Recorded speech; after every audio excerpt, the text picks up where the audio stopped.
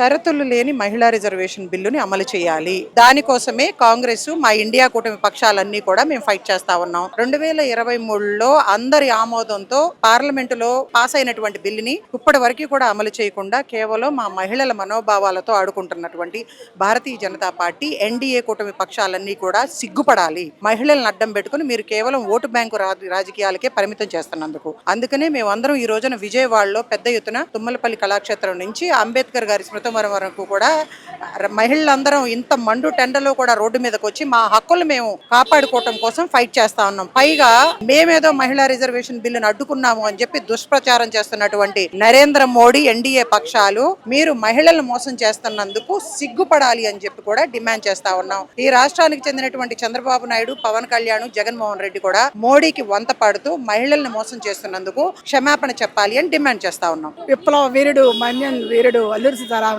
జయంతి సాక్షిగా అంబేద్కర్ భారత రాజ్యాంగ నిర్మాతల్లో ఒకరైన అంబేద్కర్ సాక్షిగా మహిళలకు డీలిమిటేషన్ షరతులు లేని మహిళా రిజర్వేషన్ ఇవ్వాలని చెప్పి కోరుతూ మహిళా సంఘాల ఐక్యవేదిక ఆధ్వర్యంలో ఇవాళ ఈ 2K వాక్ నిర్వహించాం. జనాలందరికీ తెలుసు, గత 30 సంవత్సరాలుగా ఈ భారతదేశంలో మహిళల రిజర్వేషన్ కోసం ఎవరు పోరాడుతున్నారో ప్రజలకు తెలుసు. ఎవరు రక్తాలతో ఉత్తరాలు రాశారో ప్రజలకు తెలుసు. ఎవరు పార్లమెంట్ ముందు శీతాకాల సమావేశాల్లో, వర్షాకాల సమావేశాల్లో, బడ్జెట్ సమావేశాల్లో ధర్నాలు చేసి మహిళలకు రిజర్వేషన్ కావాలని పోరాడారో తెలుసు. ఇంతమంది పోరాట ఫలితాన్ని పక్కన పెట్టి ఇవాళ డీలిమిటేషన్ పేరుతో, జనగణన పేరుతో వాయిదాలు వేసుకుంటూ వచ్చి ఇవాళ రాజకీయ పబ్బం గడుపుకోవడానికి ఉన్న అధికారంలో ఉన్న బీజేపీ గవర్నమెంట్ ఎప్పుడో పాస్ అయిన బిల్లును తీసుకొచ్చి మళ్ళీ డీలిమిటేషన్ లింక్ తగిలించి ఒక రాజ్యాంగ సవరణ 137 రాజ్యాంగ సవరణ ద్వారా దీన్ని దొడ్డిదారిన అమలు చేయాలని చూసి కుట్రని ప్రతిపక్ష పార్టీలు భగ్నం చేసినారని హర్షిస్తూనే మహిళలు వాళ్ళ జీవితాలతో ఎంతకాలం ఆడుకుంటారు?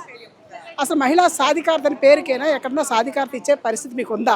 ఎందుకు మీకు చిత్తశుద్ధి లేదు? చిత్తశుద్ధి ఉంటే మహిళా శక్తి, నారీ శక్తి, ప్రజాశక్తి, పరాశక్తి అని రకరకాలుగా చెప్తున్నారు కదా, ఆ శక్తిగా చూపిస్తారా? నిజంగానే నిర్ణయాధికారంలో మహిళలను భాగస్వాములు చేస్తారా, చెయ్యరనే దానికి నిదర్శనంగా ఈ లిమిటేషన్ లింకే. నిజంగా ప్రభుత్వానికి చిత్తశుద్ధి అనేది ఉంటే తక్షణం 543 సీట్లలో రిజర్వేషన్ అమలు చేయాలని డిమాండ్ చేస్తున్నాం. లేని పక్షంలో దేశవ్యాప్తంగా పెద్ద ఎత్తున ఉద్యమానికి సమాయత్తం అవుతున్నాం. ఇప్పటికైనా బీజేపీ ప్రభుత్వం, ఎన్డీఏ కూటమి అబద్ధాలు మాని ఈరోజు దొంగరిసినట్టు ఏదో ప్రతిపక్షాలు మహిళా రిజర్వేషన్ బిల్లు అడ్డుకున్నాయి అని చెప్పడం ముసల కన్నీరు. ఈ రోజు మహిళా లోకం ఎవరు నమ్మట్లేదు.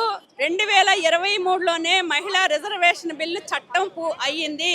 దాంట్లో డీలిమిటేషన్ జనాభా లెక్కల్ని నిమిత్తం లేకుండా 2029 ఎన్నికల్లో వెంటనే అమలు చేయాలి అని చెప్పేసి మేము ఈ సందర్భంగా డిమాండ్ చేస్తా ఉన్నాం. స్వాతంత్రం మా జన్మ హక్కుని చాటిన అల్లూరి స్ఫూర్తితో చిరు ప్రాయంలోనే ప్రాణాలు వదిలినటువంటి అనేక మంది దేశ స్వాతంత్రాన్ని సాధించారు.